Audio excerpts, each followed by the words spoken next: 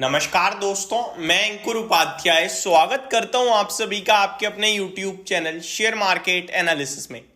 यहां आप सभी के साथ डिस्कस करने वाला हूं केमिकल स्टॉक्स को। केमिकल स्टॉक्स बीते कुछ समय की बात करूं या फिर बात करूं 2024, इसमें एक्शन में रहे हैं अभी तक। अगर आप देखें तो 2020 कोविड के बाद फार्मा और केमिकल में इतनी तगड़ी तेजी आई थी और 2021 तक मल्टी बैगर बने थे ये स्टॉक्स।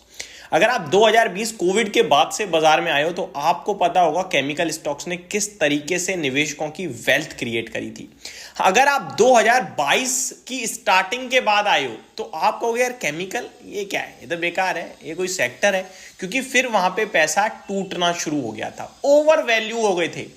ये स्टॉक मार्केट है, जब किसी सेक्टर में पैसा आता है ना तो वो छोटे मोटे समय के लिए नहीं आता है, वो आता है बड़ी तेजी दिखती है, पूरा ओवर वैल्यू तक की कहानी बनती है।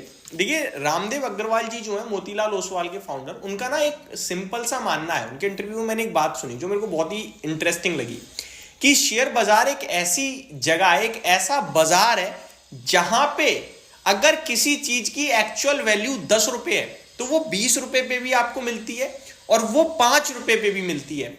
बड़ा पैसा कौन बनाता है? बड़ा पैसा वो व्यक्ति बनाता है जो उस 10 रुपए वाली चीज को 5 रुपए में खरीद लेता है, क्योंकि वो चीज एट द एंड कभी ना कभी 20 रुपए भी जाती है।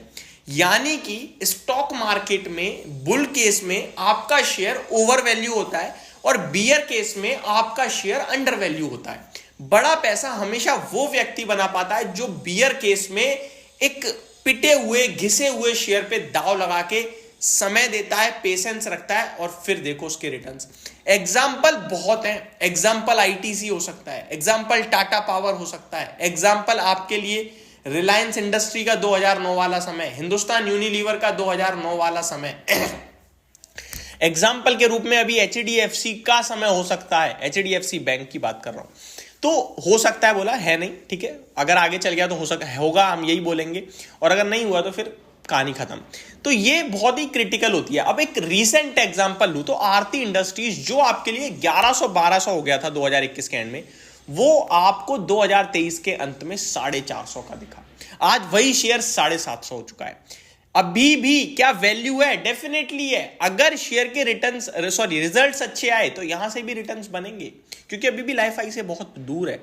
तो 450 और 1250 में फर्क देखो आप, और अभी 750 खड़ा है।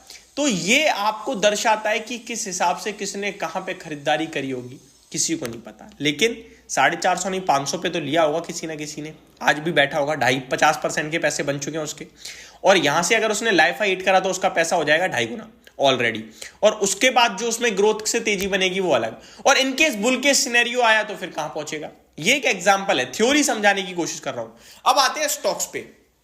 आरती इंडस्ट्रीज की बात ही कर लूं सबसे पहले, तो ये स्टॉक वैल्यूएशन वाइज कंफर्टेबल नहीं है। क्यों नहीं है? क्योंकि अभी अर्निंग्स है नहीं, शेयर भाग गया आपका। अर्निंग्स आएंगी तो फिर वैल्यूएशन कम होंगे और फिर शेयर और चलेगा।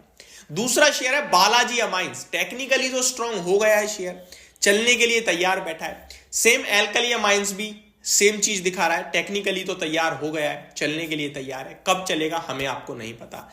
सेम एसआरएफ का स्टॉक भी दिखाने की कोशिश कर रहा है। और एक स्टॉक जो मैंने अपनी वीडियोस के दौरान डिस्कस करा है, शेयर करा है, वो है फेयरकैम ऑर्गेनिक्स। ये भी same to same chart pattern form कर रहा है।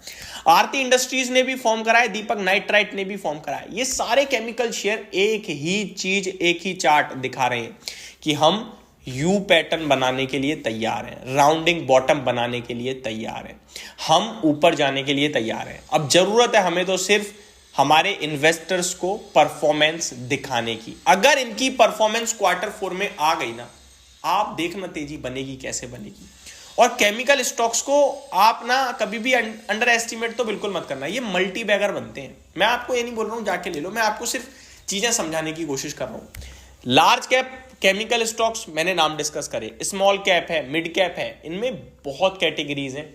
और कमाल पता है क्या है? कमाल ये कि फार्मा चल चुका है। फार्मा में आपने रैली देखी है बीते कुछ समय में, लाइफ हाई पे ट्रेड कर रहा है फार्मा इंडेक्स। क्यों कर रहा है? तेजी आ रही है। जब फार्मा ऊपर जा रहा है तो केमिकल तो पीछे पीछे आएगा ही अपने आप, क्योंकि केमिकल के बिना फार्मा तो अधूरा है। तो ये चीज भी हमें समझनी चाहिए। जब फार्मा चल रहा है, फार्मा के रिजल्ट अच्छे आ रहे हैं, केमिकल चल गया है बट अभी रिजल्ट अच्छे नहीं आए, रिजल्ट अच्छे आ गए तो फिर आप देखना मजा आएगा। तो मैं यहाँ पे आपको टॉप पिक अपनी तरफ से बताना चाहूँ लॉन्ग टर्म के लिए, अगर रिजल्ट्स अच्छे आए तो पहला SRF, अगर कोई रिस्क ले सकता है तो बालाजी अमाइंस, अगर थोड़ी रिस्क मैनेज कर सकते हो तो फेयरकैम ऑर्गेनिक्स भी काफी अच्छा है। थोड़ा लॉन्ग टर्म विजन रखना है, रिस्क भी ज्यादा नहीं लेनी है, दीपक नाइट्राइट, आरती इंडस्ट्रीज अच्छे हो सकते हैं। दीपक नाइट्राइट स्पेशली क्योंकि आरती चल गया है, उसके वैल्यूएशन थोड़े से महंगे लग रहे हैं। तो ये कुछ क्वालिटी स्टॉक्स हैं, दिग्गज स्टॉक्स हैं, जहां पे आप अगर अर्निंग्स आई तो लगाना, दाव मिलेगा पैसा, बट होल्ड करने की पावर आपके अंदर होनी चाहिए, अदरवाइज। तो ये मेरी तरफ से आपके लिए छोटी सी अपडेटेड वीडियो थी केमिकल पे। होप आपको सब कुछ समझ में आ गया होगा। Thank you so much for watching this video. Have a great day guys.